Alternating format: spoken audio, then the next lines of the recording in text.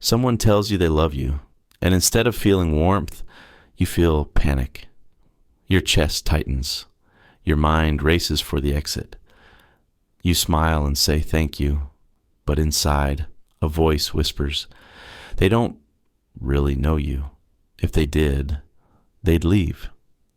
This is what it feels like to be terrified of the one thing you want most. This video is about the psychology of people who can't accept love. And if you've ever felt unworthy of being loved, what I'm about to share might finally explain why. It starts quietly. No one notices at first. Maybe as a child, you learned that love comes with a price. Maybe you learned that you had to be perfect to deserve it. Maybe every time someone got close, you noticed that closeness was always followed by abandonment. And without even realizing it, your young mind made a decision. Closeness is dangerous. Love is a trap. And if you never let anyone in, no one can ever break you. This is the most logical decision a child can make. But here's the problem. The thing that protected you then is destroying you now. Psychologists call this an attachment wound, a template coded into your subconscious in the earliest years of your life about how love works. And if that template was encoded as love equals pain, it doesn't matter how much your adult brain knows this is irrational. Your nervous system is still following that old map. So what does this look like in practice? Maybe you're in a great relationship. Someone who truly loves you, shows it, stays, but something feels wrong. It's going too well, too safe. And that's exactly why you're anxious. Because in your past, every moment that felt safe was the silence before the storm. And your brain is expecting the same thing now. So you magnify small issues. You start fights. You act distant. You test them. Will you still love this? What about this?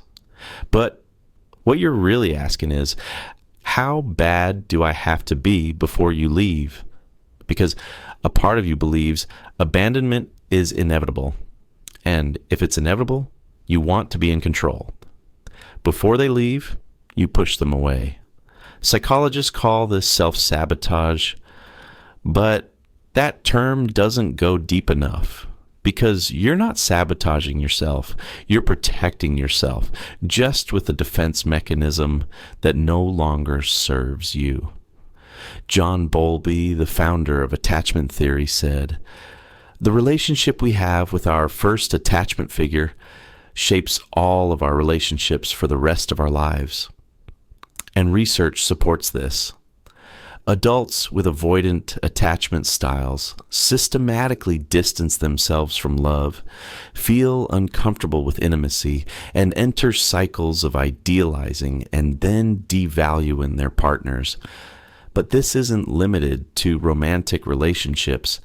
Maybe you do the same thing in friendships. When someone gets too close, you pull back. You don't fully show yourself. You always keep a part hidden. Because being fully seen means risking being fully rejected, and that risk feels too heavy to bear. Here's where a paradox emerges. The people who want love the most are often the people who struggle the most to accept it, because for them, love isn't just an emotion. Love is a threat. Love is losing control. Love is allowing someone close enough to hurt you. And if love has always come with a cost in your life, unconditional love looks fake, too easy, too good. There must be a trap somewhere. This is why some people actively reject love.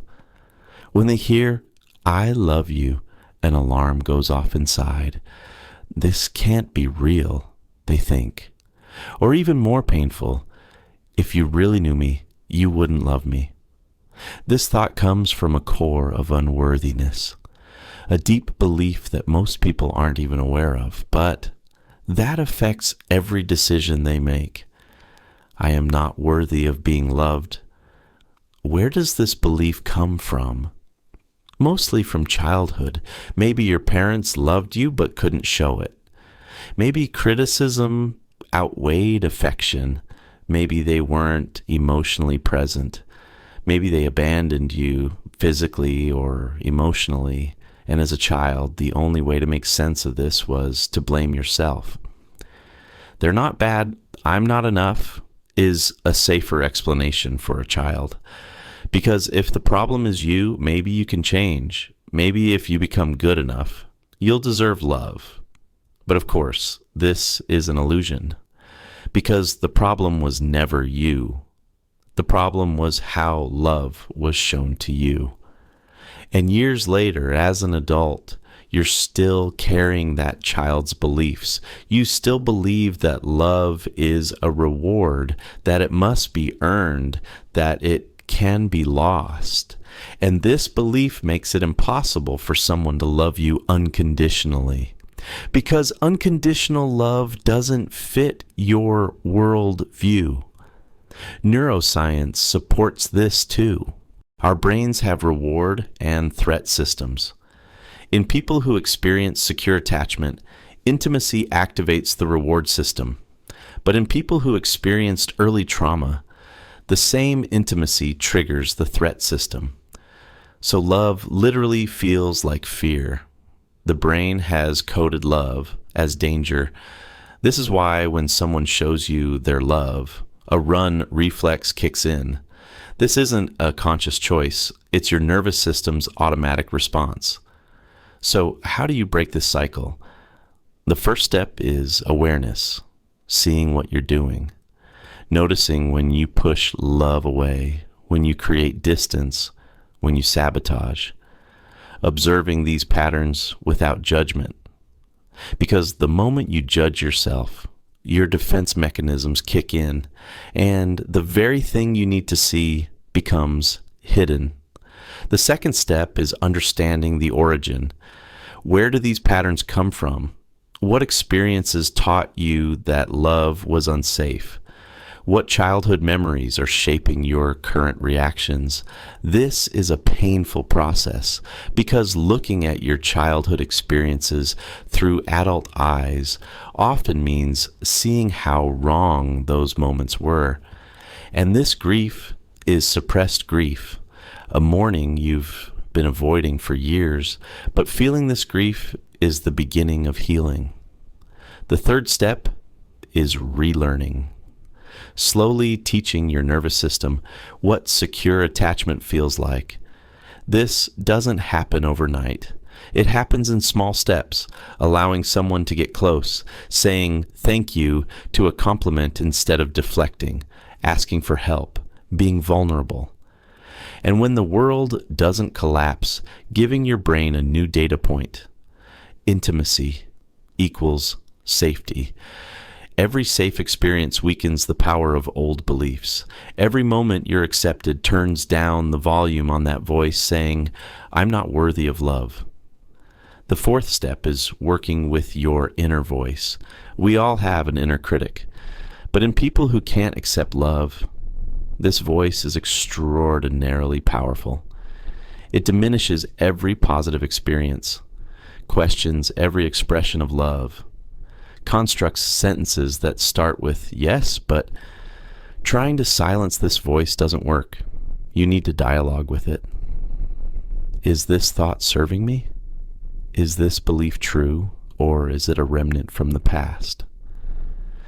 And perhaps most importantly, the fifth step, understanding that you don't have to prove you're worthy of love. Love isn't earned. Love is a state. And you are worthy of being loved simply because you exist, not because of what you do, not because of how successful, how perfect, how useful you are. This is a radical idea for most people, because our whole lives we've been taught that love is conditional. Be good, you'll be loved. Succeed, you'll be loved. Follow the rules, you'll be loved. But real love doesn't work that way. Real love is the love that waits at the door even on your worst day. Love that accepts you with your flaws. love that doesn't expect you to produce anything. And if you've never seen this kind of love in your life, it's hard to believe it exists. It seems fake. It seems naive. It seems dangerous, but it exists, and you deserve it too. Now, if what I've described sounds familiar, if something inside you said, "This is me," know that you're not alone and you're not broken. You just learned lessons too early, too harshly, and those lessons no longer serve you. Learning to accept love might be the hardest work you'll ever do, because this isn't just about relationships. It's about rewriting your relationship with yourself. It's about questioning beliefs you've carried for years. And it's about walking toward the thing you fear most, being seen. But it's worth it, because behind those walls, there's a you that's thirsting for love, and that you wants to finally come home. Love isn't coming to break you. Love is coming to repair the places where you were broken. All you have to do is crack the door open. And maybe, just maybe, this time, not run away.